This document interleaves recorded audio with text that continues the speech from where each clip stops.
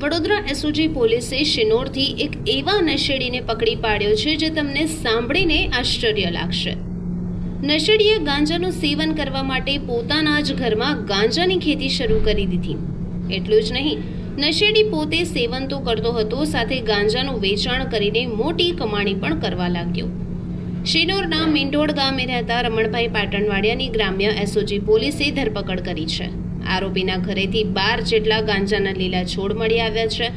પોલીસે કુલ 2,61,000ની કિંમતનો 26 કિલો ગાંજાનો જથ્થો જપ્ત કર્યો છે। આજે સવારે ઓપરેશન પરાક્રમ હેઠળ વડોદરા ગ્રામ્ય પોલીસની એસઓજીની ટીમ દ્વારા એક ગેરકાયદેસર ગાંજાના વાવેતરનું કેસ કરવામાં આવ્યું છે।